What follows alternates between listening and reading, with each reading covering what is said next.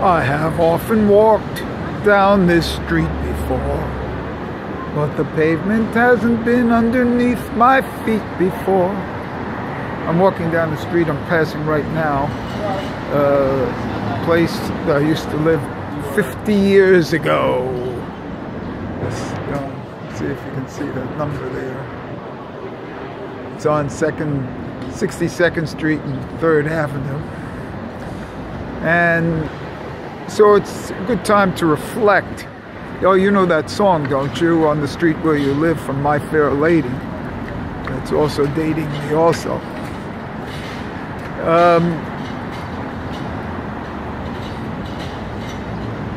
Well, what's happened since then?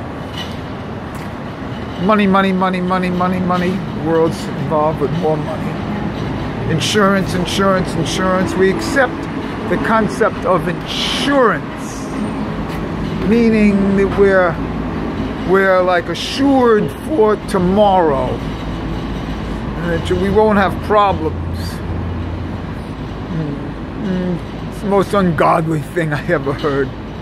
You know, I read the portion of the manna every day, and the manna falls for the needs of that day, and on Friday you get a double portion because you don't do anything on Shabbos. But otherwise, everything is provided for you. Your food is provided for you each day. That's faith. Man is called the bread of faith. You see? Faith is that things are going to be provided for you on an individual daily basis. I don't know about insurance. And then the next thing that's ruined this country here is health insurance. Because, you know, when there is insurance, then the hospitals pump up the prices, and you know, $35 for an aspirin and things like that. And then insurance pays, and the people don't question, you see, prices when they're not paying for it. You see, so they don't question the prices because they're not paying. Oh, insurance will pay. Oh, insurance will pay. So if it's $200,000, oh, insurance will pay. They don't care. So this mentality is then brought into daily life, you see. And we permit the prices to go up in everything because, well, they went up in the insurance, you see. One of the things that I've seen prices go up on is in hotel room prices, you see. Restaurant prices, rents. So people always remain a slave to the societal, you see. And that would be okay. I mean, because man is a social animal, there's no doubt about it. That would be okay. But then, what happens is, people seem to be getting sad, or sadder. You know, like what recently happened with Anthony Bourdain, and things like that, that even people who have been making it in the society are sad. They have underlying needs that are not met in a materialistic, physical type world. Me personally, I think that need is love. Ahava. You see, that's my personal belief. And these needs are not met. They are bought off, you see. And then one becomes hardened. And one becomes, well, hardened. And then things don't, and this is what's happened to the societal. It's not that the societal is a problem, but it's what's happened as a concomitant effect of the societal. How the societal has affected the human beings. And we see that here, that's happening now in the border of Mexico and the separation of the children. As I've said, that I think the word is ni hao in Chinese. The depiction of it, the hieroglyphic or whatever it's called, the ideogram, the Chinese character, is of a mother and child. That's the fundamental character. You know, it's no different than Jesus and Mary. And in Judaism, it's Rachel crying for her children. In fact, that's why I was doing this today here. The whole idea is Rachel crying for her children. And that has to do, in my opinion, with the shofar. Let me give you some hiddush on this. The idea of the shofar would be, therefore, the starting of the shofar would be the last day of Av, and then the 30 days of Elul, and then the 10 days of Tishri, and that gives 41 days until Rosh Yom Kippurim, where you have the shofar, and that's 41. That's Im, and then it's the 7 days that the Kohen Gadol is separated, and he makes some recommendations. For his house. Well, we'll forget about that. The next 41-day level is from the 1st of Tishri to the 11th of Heshvan, which is 41 days, and then that's Rachel's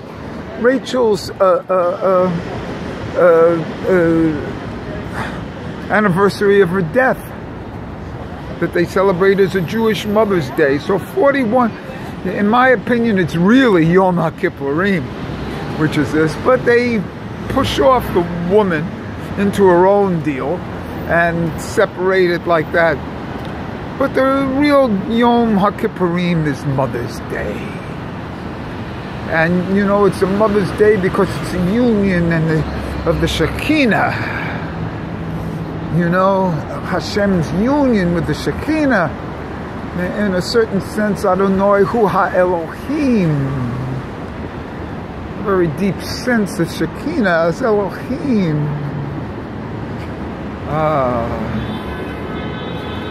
Well, and we've lost this. We've lost this contact. We lost the contact with the land. Not the state of Israel, but the land itself. And we've lost contact in land because we have, let me see if we can see from here. Office buildings. Can you see? Yeah, look. Ooh, how advanced we are. Ooh. Big buildings on Park Avenue. How advanced we are. And big rents. Ooh, what a society we live in. $20 million. Ooh. Here we are. You know? So I'm going to walk from Park Avenue to Madison Avenue. And it's the same thing here. Ooh, how advanced we are. How cultured. You know? Cement. Walking down cement streets. You know? Yeah. Wow. Anyway, doesn't impress me. The Jew is in the diaspora, in the desert. You know? He's a wanderer. That's why they call him the wandering Jew. The genius and beauty of Judaism is that it's stateless. Until the end of time, when Mashiach comes and the resurrection of the dead, or Mashiach comes and brings us to Israel, the whole idea of Judaism is that it's stateless. It has no home. It's more like a sukkah. It's more like we're in clouds. The sukkah is a replica of clouds. It's a nature religion. You see, it's so old. It's before like skyscrapers. You know, before like fancy cars. And so the point is, it's also a religion of how to spend money wisely. I don't care what amount of money. Well, those people say it's my money. I can do what I want with it. You can also spend $250,000 on a car when other people have needs. And you can do it yourself, but that's the whole point. That's what has to be overcome by the individual self. And for that's the reason I can't tell you anything. You have to get your own personal illumination. How can I tell you what to do? Look at the hair here. In the old days, rabbis used to say, never talk to a man without a beard. Something I read just yesterday is that the shofar is the beard. And I'm doing all this work with shofar. Shofar is tears and crying. There's a great genius and great depths here. How to plug into these things in a non-natural environment. Walking down the street here in New York, where the tree is in a tree box, and say like that. That's a tree in New York City. Or here's a little box.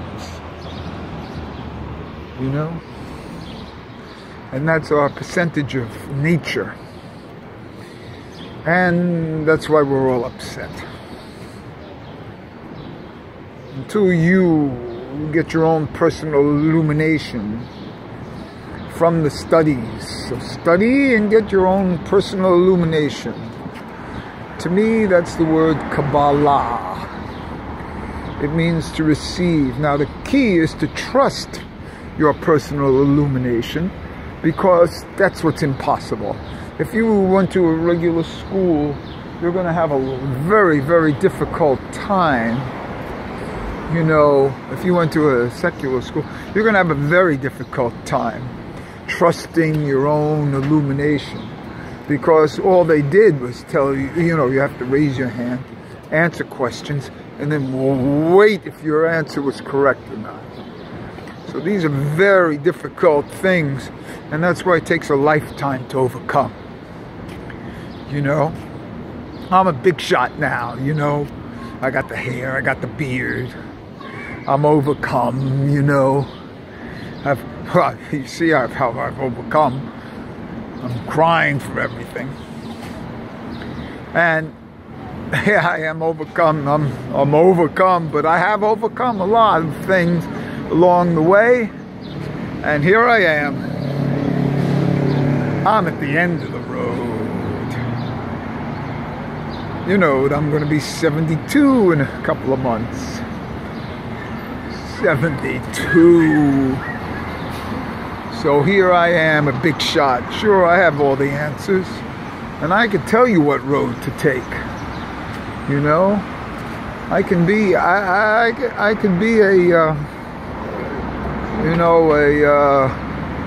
well, whatever the words are, to tell you what road to take.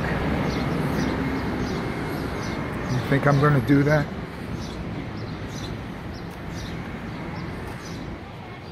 Think I'm going to do that?